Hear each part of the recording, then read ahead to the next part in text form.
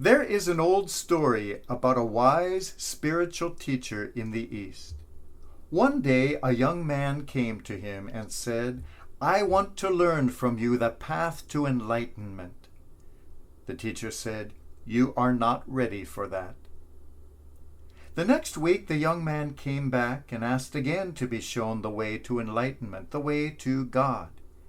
Once again came the answer, "You are not ready for that." So it went week after week, until one day in frustration the young man came back and asked why he was being told he was not ready. The teacher said, "Come with me," and took the young man down to the river. Without warning, he shoved him into the river and held his head under the water. The young man was terrified and tried to raise his head but could not. He was held under the water until he thought he could not possibly hold his breath another second. Then he was released and came up, gasping for air. "Why did you do that to me?" he demanded. The old teacher replied, "Until you are craving for God as desperately as you were now craving for air, you are not ready." The path to God, the path to love shown to us by Christ, is not something we can do half-heartedly, not something that we do in our spare time. Sometimes we think we can do God when we have a few moments to ourselves as one of our many hobbies. No, it demands nothing less than total dedication. We hear about the crowds listening to Jesus speak. It was a nice thing to do on a hot Sunday morning when there was nothing better to do. After all, there was no television back then. They knew that Jesus was on a journey, but only he knew that that journey would take him to Jerusalem, to Calvary, to the cross. Were these people prepared for that? The path of love always leads to the cross. So in two short parables, he admonishes us that before we embark on any journey, we have to count the cost.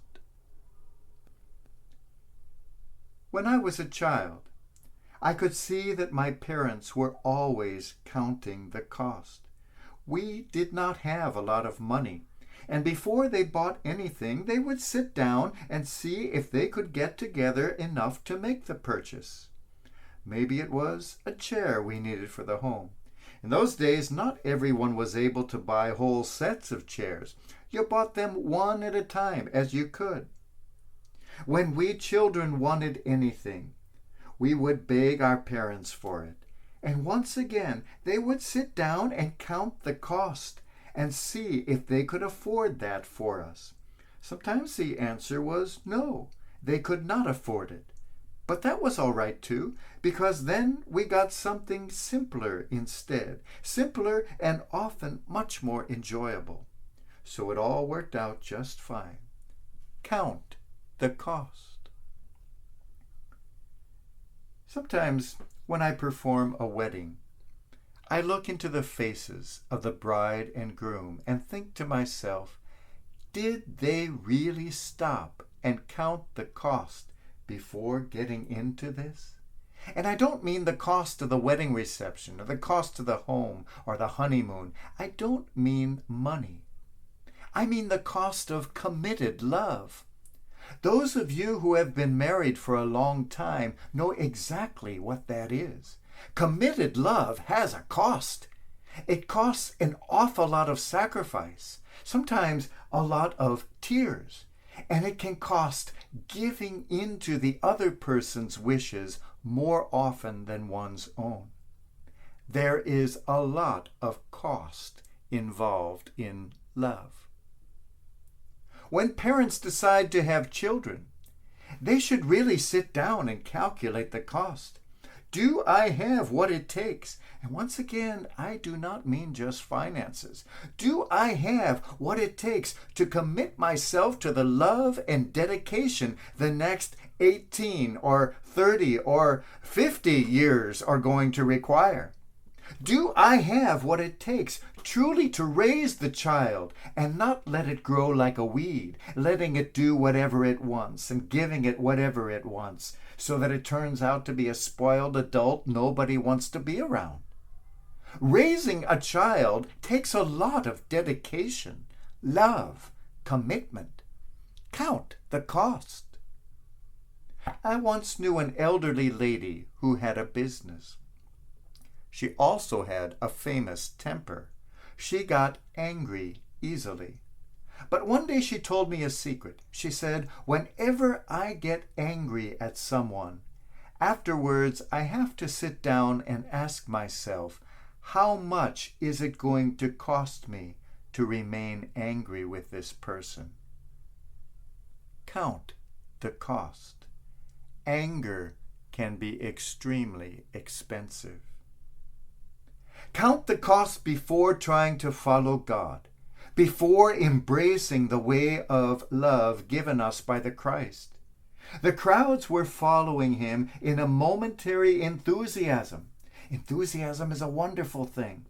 But Jesus knew that it would take much more of a foundation than that to get them through what they would go through on the path of love that leads to God.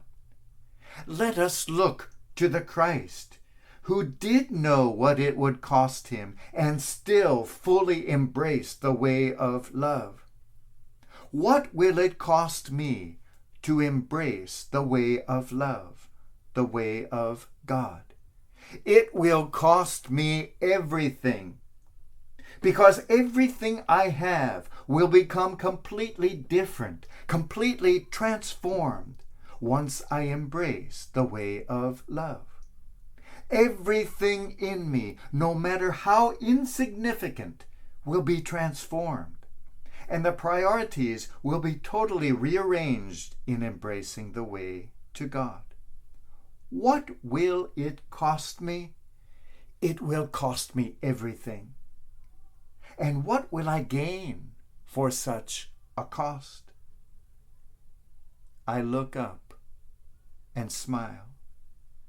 I look all around me and smile, for I see it has cost me everything, but I have gained everything, absolutely everything.